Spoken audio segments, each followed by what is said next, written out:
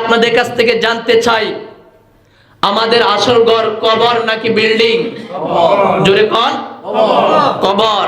ওই কবর কথা কয়বার চিন্তা করেছেন আপনি? একবারও না। চিন্তা করেছেন? ওই কবরের কথা কয়বার চিন্তা করেছেন? শুধু সংসার নিয়ে চিন্তা করতেছেন। আপনি মহিলা দেখেন, সংসার ঠিকই থাকবে, বাড়ি জায়গায় বাড়ি থাকবে, বিল্ডিং এর জায়গায় বিল্ডিং এ থাকবে, টাকা জায়গায় টাকা ঠিকই থাকবে, স্ত্রী জায়গায় স্ত্রী ঠিকই থাকবে, ছেলে জায়গায় ছেলে থাকবে, সন্তানের জায়গায় সন্তান থাকবে, ধন সম্পদ জায়গায় ধন সম্পদ থাকবে। কিন্তু আপনি আমি পয়রা আছি, ওই কবরে কি নিয়ে যাবেন একটু চিন্তা করেছেন কোনোদিন? চিন্তা করেন নাই। আমি আবারও জানতে চাই, জবানটাকে খুলে দিয়ে উচ্চ আওয়াজে বলেন, আমাদের ঘর বিল্ডিং নাকি কবর? আরো জোরে বলেন, কবর। আল্লাহ তাআলা বলতেছেন, হে দুনিয়ার মানুষ, হে দুনিয়ার ইমানদার ব্যক্তিরা, তোমরা কবরে আসার আগে ওই কবরের জন্য কিছু নিয়ে আসো। কন্যা সুবহানাল্লাহ। আপনি যখন বাজারে যাবেন, ওই বাজারে গেলে তো আপনি অবশ্যই টাকা থাকলে আপনি তরকারি কিনতে পারবেন, ঠিক না? খাবার জন্য অনেক কিছু কিনতে পারবেন। টাকা নাই, কোনো কিছু নাই।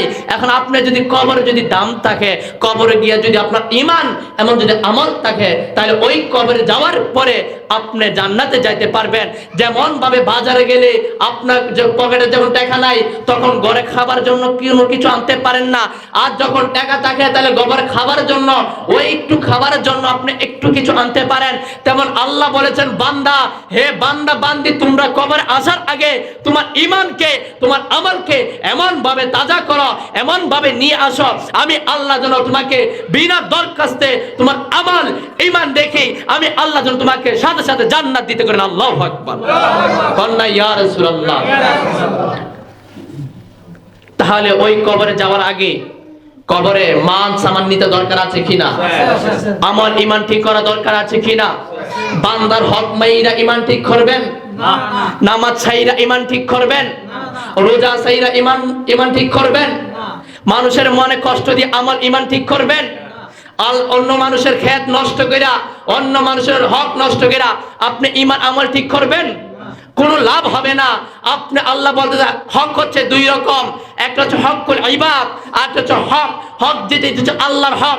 আপনি রোজা রাখেন নাই, আল্লাহ ইচ্ছা করলে মাফ করে দিবে। আপনি নামাজ পড়েন নাই, আল্লাহ যদি মনে চায় মাফ করে দিবে। আপনি নামাজ পড়েন নাই, মাফ করে দিতে পারে আল্লাহ ইচ্ছা করলে।